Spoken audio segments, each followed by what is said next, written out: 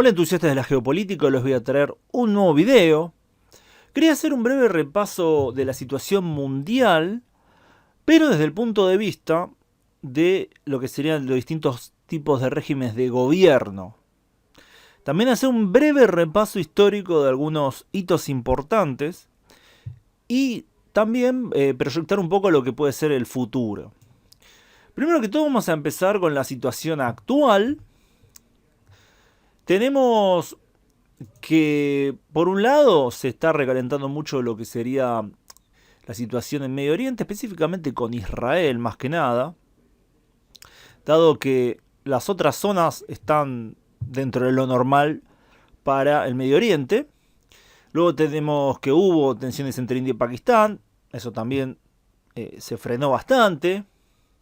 Luego tenemos obviamente el conflicto Ucrania-Rusia, pero se mantiene más o menos el status quo. Y luego si vamos a, ya saliendo de los conflictos, bueno, también me olvidé decir de la situación en Myanmar, que continúa mal. Al igual que en Sudán del Sur, no, en el sur de Sudán, no en el país Sudán del Sur, sino en el sur de Sudán, por la guerra civil y todo esto, aunque hubo algunas mejoras en Sudán del Sur, hay que decirlo. La situación general es una de tensión. No una tensión muy alta, a excepción de algunos puntos específicos. Y vemos una consolidación de China como potencia. Un estancamiento muy grande de Estados Unidos. Que recordemos que las políticas económicas de Donald Trump, como por ejemplo imponer aranceles y demás, no llevó a nada. Luego también tenemos cierta consolidación de la Unión Europea, pero con serios problemas. También la Unión Europea tiene serios problemas internos, pero que por ahora los puede llevar. No es que estamos viendo una situación catastrófica. Luego, bueno, obviamente el resto de los lugares del mundo tienen sus propios problemas. Tenemos que, bueno, en Sudamérica, en Latinoamérica en general, algo no muy diferente a lo que pasó a lo largo de la historia, hay mucha tensión política, muchos conflictos internos. Ahora voy a ahondar en lo que sería Latinoamérica. Lo mismo que en África, también muchos conflictos internos, mucha tensión, muchos problemas económicos. Hay una mejora sustancial, yo diría, en el sudeste asiático, donde también voy a ahondar ahora. Pero hay más cosas positivas que negativas. Es una de las regiones del mundo que mejor está yendo, tiene mucha estabilidad, la economía está bastante bien, institucionalmente está bastante bien para lo que es la zona. Bueno, y India también. Ahora, quería analizar la situación mundial en base a un mapa que ya había... yo ya había hablado de este mapa, que es el mapa de la democracia, hecho por The Economist. Es un mapa que me parece interesante y que sirve. Además, porque si bien The Economist puede tener su visión política, más que tiende a lo liberal, obviamente es muy procapitalista, y tiene su sesgo antiizquierdista, creo que el mapa igual vale. En el mundo podemos ver esta división, de la que yo ya he hablado varias veces, entre las democracias, este mundo democrático y el mundo no democrático. Estas divisiones no se corresponden con alianzas militares específicas o con alianzas de libre comercio específicas. Son dos modelos. Entonces, por ejemplo, tenemos que India tiene muy buenas relaciones con Rusia. India siendo una democracia, Rusia no. Luego tenemos que Pakistán tiene muy buenas relaciones con China. Al mismo tiempo, Rusia tiene buenas relaciones con China, pero Rusia continúa apoyando a India. Y China continúa apoyando a Pakistán. Entonces tenemos que no es directo que un país, por tener un modelo más autoritario, sea aliado de países autoritarios y no pueda ser aliado de países democráticos. Estados Unidos es aliado de Arabia Saudita, que es un país muy autoritario. Entonces vemos que hay matices, que no es todo tan directo. Pero a mí me gusta hablar de los dos modelos de globalización, un modelo más democrático y un modelo más autoritario. Tenemos que lo que viene avanzando en el mundo es el autoritarismo. Entonces, primero podemos hablar de los gobiernos, mejor dicho, los estados que pasaron de ser, según este mapa, según cómo lo hicieron estos investigadores, de regímenes mixtos a regímenes autoritarios, es decir, regímenes que eran más o menos democráticos en algunos aspectos y autoritarios en otros. Bueno, ahora pasaron a ser autoritarios. Y esto fue en los últimos 20 años que pasó. Es decir, poco después del fin del siglo hasta ahora. Tenemos que entre estos países están, sin un orden específico, voy a ir marcando algunos que me parecieron interesantes. Camboya, en el sudeste asiático, pasó de ser un régimen mixto autoritario. Myanmar pasó de ser un régimen mixto a ser el régimen más autoritario, según esta manera de medirlo, de todo el mundo, superando inclusive a Corea del Norte. También hay que entender que está en una guerra civil terrible. Luego tenemos Pakistán, también tenía algunos matices democráticos, hasta hace relativamente poco tiempo, ahora es autoritario. El ejemplo tal vez más importante, que es Rusia, que llegó a tener una democracia bastante fallida, y ahora es autoritario. Ucrania, que también tiene una democracia bastante fallida, ahora es autoritario. Y luego muchos en Latinoamérica que hicieron este recorrido. Ecuador, tenemos también a El Salvador, también hay Honduras, Guatemala, todo el Triángulo Norte está en este recorrido. Venezuela, obviamente. Bueno, Venezuela pasó a ser una democracia, un país autoritario. En realidad, si vemos cómo avanzó, bueno, ahora puedo hacer este salto ahora, pero en Latinoamérica avanzó muchísimo lo que serían los regímenes autoritarios y las democracias fallidas. ¿Por qué? Tenemos cómo se consolidó el Triángulo Rojo del Caribe, los países de izquierda.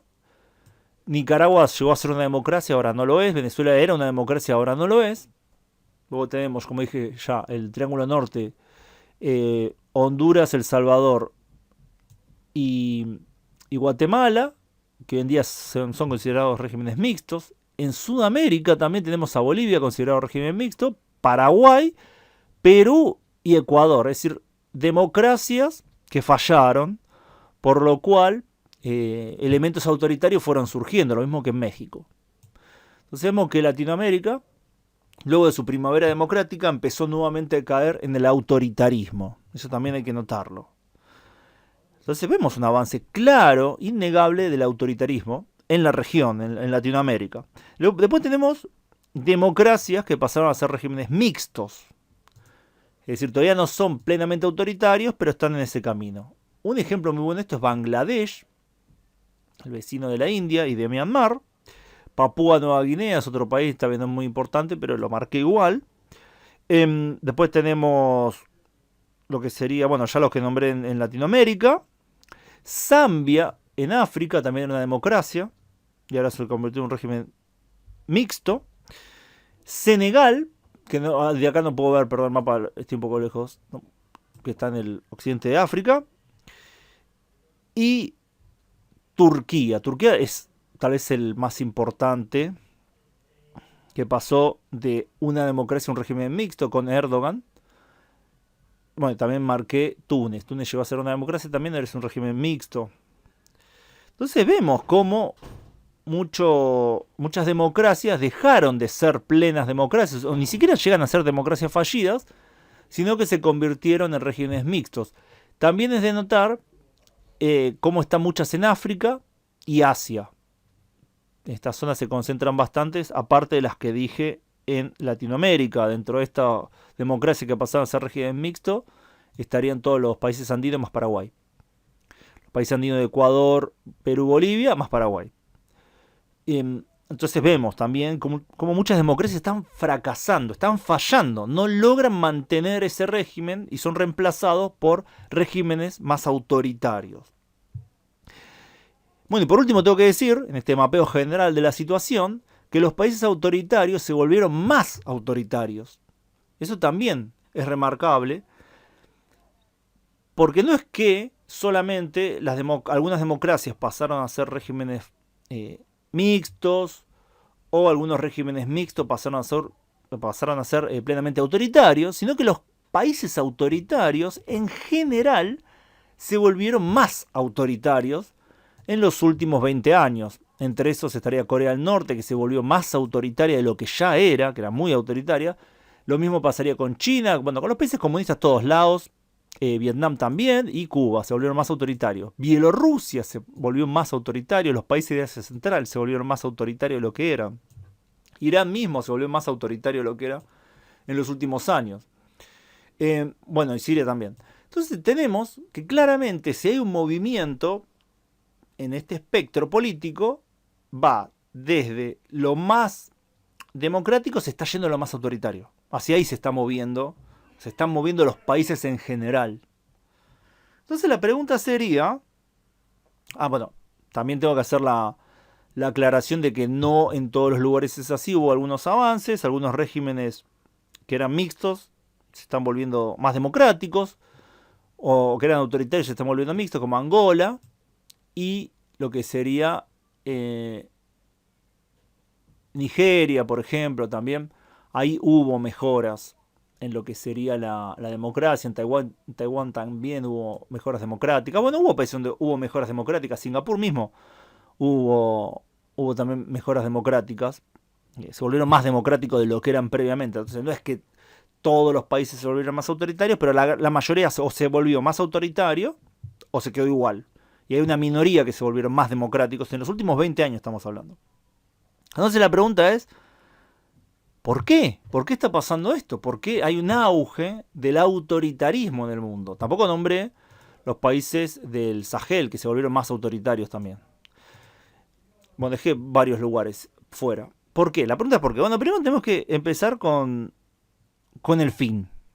Tenemos que empezar por el fin de la historia. Es decir, cuando cayó la Unión Soviética, empezó a ponerse de moda, en boga, esta idea del fin de la historia, que para resumirlo mucho, y trayendo lo mismo que escribió Francis Fukuyama, que es el que tuvo la tesis, que no solo lo pensaba él, hay que decirlo, había ya muchos pensadores que tenían esta idea, y a muchos gobiernos les convenía que esta idea fuera verdad. Entonces, tenemos que esta tesis dice que una vez que cae el comunismo, solo queda un sistema viable para que la gente vaya mejorando su vida, que es la democracia liberal capitalista. Por lo tanto, lo que veríamos luego de la caída de la Unión Soviética sería que los países se iban a volver más democráticos, más liberales y más capitalistas, y que toda la humanidad iba a vivir cada vez mejor. Entonces se iban a acabar eventualmente las guerras, porque las democracias no suelen luchar entre sí, se iba a acabar la escasez, bueno, íbamos a entrar en una era de oro, por decirlo de alguna manera. Bueno, su definición de democracia liberal sería disponer una economía de libre mercado, es decir, capitalismo, poseer un gobierno representativo, es decir, democracia, en alguna variante, ¿no? No necesariamente una democracia republicana, puede ser monarquías parlamentarias o lo que sea. Y mantener los derechos jurídicos, que para mí quiere decir un gobierno liberal, republicano, no justamente republicano, no, que para mí quiere decir un gobierno liberal, es decir, que se mantengan los derechos de las personas y de las organizaciones, que el gobierno no pueda simplemente, acabar con una persona o con una organización así como así, sino que haya mecanismos legales y todo esto. De estos tres factores, capitalismo, democracia y liberalismo, tenemos que en realidad el que gana es el factor capitalista. Porque acá también hubo un impulso democrático, sin duda alguna. Luego de la caída de la Unión Soviética tenemos que la democracia avanza por el mundo, avanza en Europa Oriental, Rusia, Asia Central, avanza en el Cáucaso, avanza en Latinoamérica, avanza en África, la apartheid se cae en el 94, avanza en el sudeste asiático. Bueno, este avance de la democracia continúa, inclusive hubo un avance importante en el Medio Oriente, el mundo árabe en general, con la primavera árabe en 2010-2012. Hubo avances, hubo intentos de democratizar. En la misma China ya se pensaba en democratizarse, la famosa política, no sé si famosa, de la de occidentalización total, que se hablaba también en China en ese momento. Esto no funcionó en muchos de estos casos. En algunos países sí funcionó, en otros no. Y entonces tenemos varios factores que se combinaron para provocar este auge del autoritarismo. Por un lado, el fracaso de este sistema democrático liberal capitalista para mejorar la vida de las personas. Esto se dio especialmente en los países del tercer mundo. países latinoamericanos, africanos y asiáticos, donde este sistema simplemente no le dio beneficios a la gente del lugar. ¿No? La gente no vio una mejora material significativa en su vida. Entonces, eso dejó que, bueno, libre a muchas manos, a mucha gente que decidió apostar por otro sistema. Esto se puede ver de distintas formas. Alguna gente se fue a la izquierda más extrema, alguna gente se fue al islamismo radical, alguna gente se fue al nacionalismo étnico.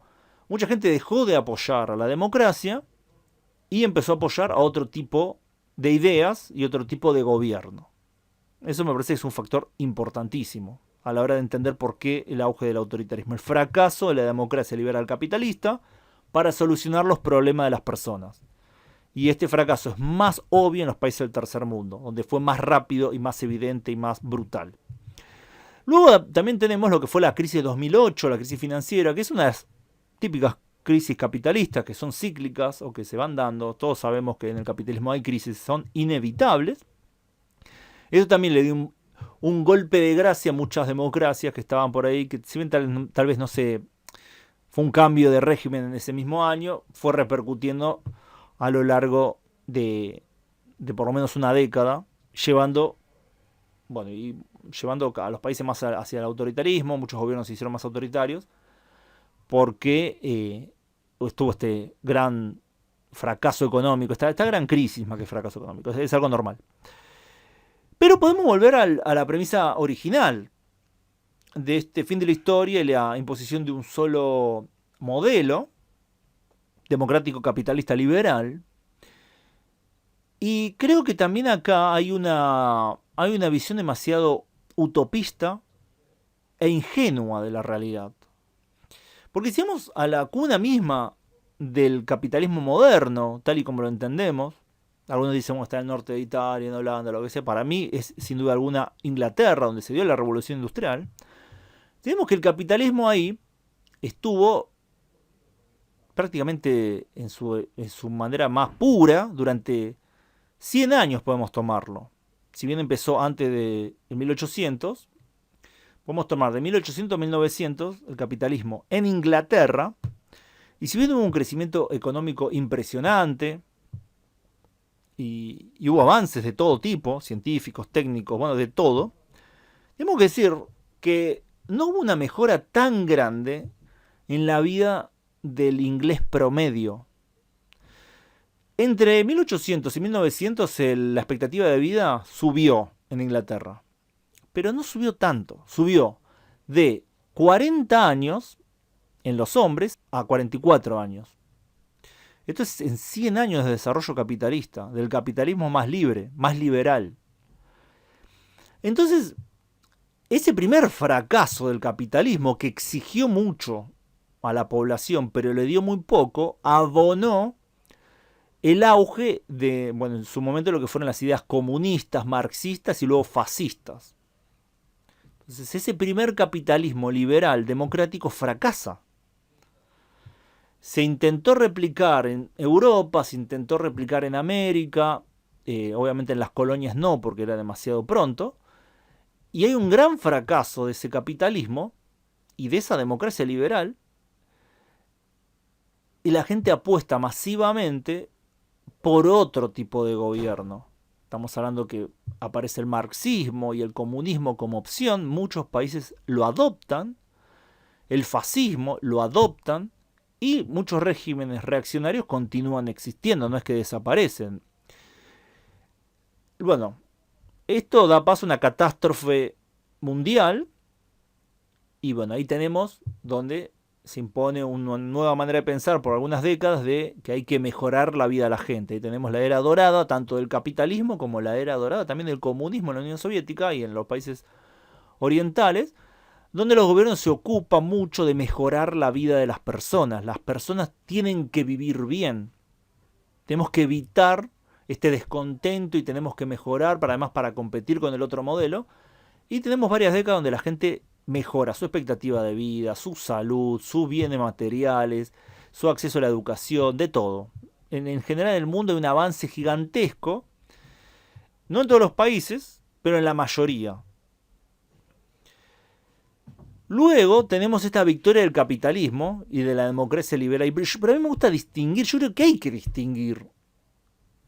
Y cada vez esa distinción se va a hacer más grande entre lo que es el capitalismo y lo que es la democracia. Y lo que es el liberalismo. Son tres factores diferentes que pueden actuar separados. No son el paquete que parecían ser. Por eso hoy en día tenemos países comunistas o regímenes donde gobierna el Partido Comunista, como en China, pero que son profundamente capitalistas, no son liberales, no son democráticos, pero son capitalistas. Lo mismo uno podría decir de Arabia Saudita, país teocrático reaccionario, pero que es capitalista, integrado al sistema mundial, se maneja de manera capitalista. Entonces vemos que lo que sobrevive en realidad es el capitalismo. No hay democracias en el mundo no capitalistas. No existen. No existen tampoco muchos países que respeten la libertad individual no capitalistas. Es decir, una vez que los gobiernos autoritarios adoptaron el capitalismo, neutralizaron gran parte del problema que había previamente. Entonces, con este fracaso de esta venta o de esta exportación del modelo, avanzan modelos alternativos que no son tan alternativos con respecto a sí mismos. Es decir, que haya un régimen teocrático en Irán no es muy alternativo, es alternativo en el plano internacional, no internamente. Entonces vemos un repliegue de los pueblos a cosas conocidas que le dio impulso, en gran parte, a esta mirada autoritaria de la realidad. Entonces tenemos frentes abiertos de los países más democráticos. Tenemos el sur de África, un frente abierto, en el sentido de que, al ser tan desastrosos los regímenes autoritarios en general, expulsan gente. Tanto porque a la gente no le gusta vivir ahí, como también porque viven mal. Entonces tenemos migración masiva de gente de África a Sudáfrica. Entonces eso es fuente de tensión constante. Migración masiva de la gente del Medio Oriente a Europa. Es decir, de los regímenes autoritarios a democracia, nuevamente, porque los regímenes autoritarios son un desastre en general para lo que es la vida de la gente. Después tenemos este frente abierto en Europa Oriental entre un gobierno autoritario invasor y un Estado que se tuvo que volver autoritario para combatirlo. Nuevamente una fuente de tensión. Fuente de tensión entre China, Corea del Sur y Japón. Otra fuente de tensión Pakistán-India. China-India. Una fuente de tensión. El Triángulo Rojo del Caribe, donde tenemos lo que fue la gran inmigración venezolana a todo el continente. También otra fuente de tensión política, no tanto tal vez en los países del Cono Sur, pero sin duda en los países andinos, en lo que fue Ecuador y Perú, y bueno, también lo que es Colombia. Entonces vemos esta fuente de tensión entre dos tipos de miradas, dos tipos de regímenes, que ambos les fallan a sus respectivos pueblos de maneras diferentes. Porque si bien los regímenes autoritarios dan cierta estabilidad en algún aspecto, y yo creo que la principal estabilidad que dan es psicológica más que otra, porque no es que mejoran la vida material de la gente demasiado. El nivel de vida de China sigue siendo bastante mediocre para la mayoría de su población. Lo mismo que en Irán, lo mismo que en Rusia, no son niveles de vida muy altos que digamos, pero psicológicamente sin duda le dan cierta trascendencia al sufrimiento normal de cualquier tipo de régimen que pueda existir hoy en día. Ahora, la pregunta es, ¿quién va a ganar? ¿Se va el autoritarismo a expandir por el mundo? ¿Va a llegar a conquistar África, a conquistar Europa, a conquistar América Latina, a conquistar, bueno, Europa Occidental, Norteamérica? ¿Vamos a vivir en un mundo autoritario? Bueno, todavía es muy pronto para decirlo. Creo que acá hay que fijarse en dos países en particular, por diferentes razones. No, por diferentes razones, no, por las mismas razones. Estados Unidos y Corea del Sur. Que lo dejé para lo último. ¿Por qué? Porque ambos países eran democracias plenas o consideradas plenas hasta hace poco tiempo, y ambos cayeron a ser democracias fallidas. Y ambos países son países que generan mucha riqueza. Uno no puede decir que Estados Unidos no genere riqueza, uno no puede decir que Corea del Sur no genere riqueza. Son países donde la gente trabaja mucho, donde hay empresas gigantescas que generan mucho dinero, nuevas innovaciones, tecnología y demás. Pero a pesar de eso hubo un retroceso democrático, ¿no? Y además eran democracias plenas también. Entonces, yo creo que acá está tal vez el factor que va a definir qué tipo de mundo vamos a ver en las próximas décadas, que son los países democráticos, liberales, capitalistas, donde el capitalismo se revierta a su etapa original, que parece ser el impulso, revertirse a su etapa inicial donde no hay derechos laborales, no hay límites para el trabajo y donde se espera que la gente viva para trabajar. Que es lo que pasaba en Inglaterra. Se intentó imponer una ética laboral, se obligaba a los campesinos a salir de sus tierras, irse a las ciudades y se obligaba a hombres, mujeres y niños a tener jornadas en las fábricas de 12, 14 y 16 horas por día sin ningún franco. Eso era el régimen económico del primer capitalismo. Yo creo que existe una tendencia cada vez más fuerte de los países democráticos a ir hacia eso. De estos tres factores que dijo Francis Fukuyama en realidad, que serían democracias, liberales, capitalistas, lo más fuerte de esa trinidad es el capitalismo, no la democracia, no lo liberal. Los mismos problemas que genera el sistema son solucionados por el mismo sistema ahondando en el sistema. Es decir, no se busca una alternativa, sino que se dice que hay que hacer más capitalistas, más fuerte de lo que ya se era. Lo que lleva a descontento cada vez más grande, lo que lleva a caer en ideologías cada vez más estrambóticas, más extremas. Y vemos cómo Corea del Sur y Estados Unidos están yendo cada vez más hacia algún tipo de autoritarismo. Por ahora, de manera lenta, no hay un paso muy grande hacia ese tipo de regímenes, pero sin duda están yendo hacia allí, están perdiendo derechos democráticos las personas, no solo en el ambiente laboral, sino en el ambiente civil. Claramente se está socavando lo que es el individualismo, la libertad individual, la libertad de asociación, por lo que sí podemos ver una victoria del autoritarismo, o lo que yo vería más bien como una derrota de la democracia más que una victoria del autoritarismo, porque no podemos hablar de un autoritarismo, sino en realidad, esto no lo dije, pero son varios tipos de autoritarismo. Entonces podemos ver una derrota de la democracia dentro de poco tiempo relativamente, si no hay reformas profundas en los países democráticos, los distintos tipos de ideologías que sean compatibles con el capitalismo, pero que presenten un relato más satisfactorio, que le dé sentido a su sufrimiento, van a ganar.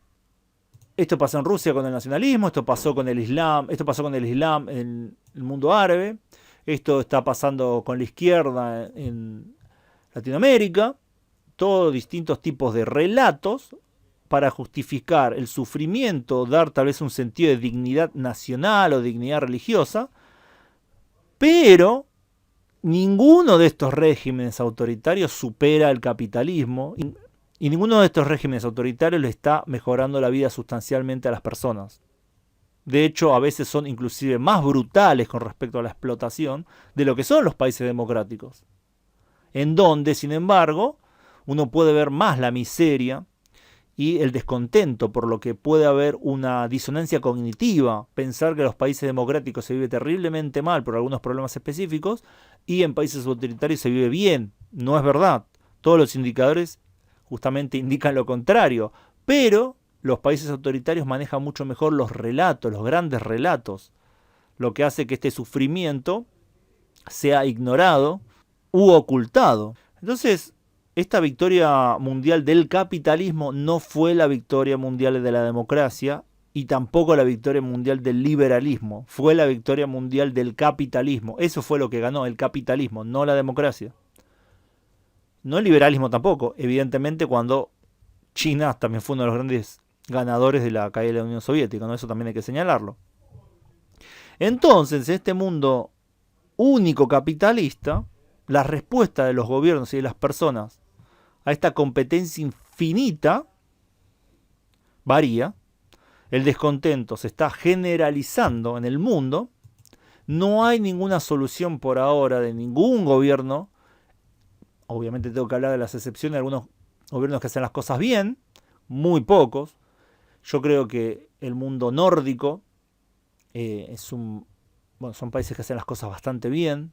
Solucionaron casi todos los problemas modernos, como el acceso a la vivienda, como lo que sería poder combinar la vida familiar con una vida laboral. Y todos estos son países que realmente, si no es que lo solucionaron, están muy cerca. Casi lo solucionaron. Uno podría tomar como que sí lo solucionaron. Después en el resto de los países del mundo la situación varía muchísimo y en general los problemas se van acumulando. Así que bueno, la perspectiva, como ya he dicho varias veces, es clara que va a ganar el autoritarismo. Es lo más probable, es lo más lógico que suceda, porque nadie parece quererle poner freno al motor capitalista. Nadie quiere tocar eso, porque en el momento que tocan eso, los capitales se van a otros países. Bueno, hay distintos tipos de boicot, apoyo de los capitalistas a los opositores a quienes hagan esas reformas, por lo cual se hacen prácticamente imposibles. Y ni siquiera los gobiernos autoritarios quieren hacerlo. Les cuesta hacerlo. China parece ser el único que podría llegar a hacer algo así por su tamaño, porque tiene una población inmensa y puede darse el lujo de ciertas regulaciones que otros países no pueden hacerlo. Entonces estamos realmente en una situación muy difícil en ese sentido. Y nadie parece poder escapar de esta dinámica por ahora, con honrosas excepciones: Suecia, Noruega, Dinamarca, Finlandia, Islandia. No más que eso realmente en el mundo, yo diría Suiza tal vez. Tal vez algún microestado, como Liechtenstein o Luxemburgo o algo así. Después para la mayoría de los países del mundo, simplemente no es así. No se puede regular lo que sería el capital financiero, no se puede regular lo que sería, intentar sacar parte de las grandes ganancias de las multinacionales para mejorar la vida de la gente. Simplemente no se puede, es muy difícil. El más avanzado en esto es Europa y China. Después el resto de los países no hay una mejora sustancial. Había países que parecía que iban a mejorar muchísimo, como Bangladesh. También se estancaron. Países latinoamericanos también parecían que iban a mejorar muchísimo y se estancaron. Estados Unidos está súper estancado. Estados Unidos mismo está súper estancado. Y el nivel de vida está estancado. De hecho, la expectativa de vida bajó. Entonces vemos que es una cuestión sistémica. El gran problema es que al haber solo un sistema económico, nadie puede dar el primer paso para escapar de eso hacia algo mejor. Y nadie tampoco puede dar un paso a utilizarlo bien. Ese es el problema fundamental. En el momento que un país quiere hacer algo así, el sistema mundo lo ataca, lo destruye. Es lo que sucedió en los países que quisieron hacerlo por la izquierda, es lo que sucedió con países que quisieron hacerlo desde el nacionalismo, del islam, lo que sea. Cuando algún país quiere regular el flujo financiero, cuando un país quiere regular a las empresas, cuando un país quiere ir para atrás con lo que serían algunas regulaciones laborales o lo que fue la flexibilización laboral, son atacados. Sean democracias, sean regímenes autoritarios, islámicos, comunistas, no importa, son atacados. En general pierden. Entonces estamos en esta dinámica en la cual nadie puede ser moderado. Todos tienen que ser extremadamente procapitalistas de una manera u otra, si no son destruidos. Entonces, no hay una perspectiva buena, la verdad. Hay que decirlo, no hay una perspectiva buena. Por lo menos no a corto plazo. También tenemos que esto se engancha terriblemente con lo que... También tenemos que esto se encadena con lo que es la crisis de la fertilidad. Evidentemente hay una conciencia cada vez creciente de que no va a haber mejoras en el nivel de vida ni nada a corto o mediano plazo, por lo cual la gente elige no tener familia, dedicarse a sí mismos y intentar llegar bien a la vejez y ya está. Eso también está totalmente relacionado a este mismo fenómeno de un sistema único que es cada vez más extremo, que cada vez exige más. exige que la gente trabaje más, que la gente se dedique cada vez más a generar dinero, que todo gire en torno a eso. Y es una vida que una vez adoptado, los distintos países van cayendo en lo que sería la baja de la fertilidad, en lo que es la depresión, en lo que es la disgregación social, en lo que es la guerra de los géneros, en lo que es los conflictos entre grupos étnicos. Pasa una y otra vez y nadie lo puede solucionar. Pero bueno, eso fue el panorama general de lo que está pasando. Quería repasar un poquito más y tener un par de datos más. También me parece interesante ir cada vez sumando más, haciendo una visión multidimensional, para que, bueno, que el panorama general sea más entendible, tanto para mí como para los que estén viendo este video.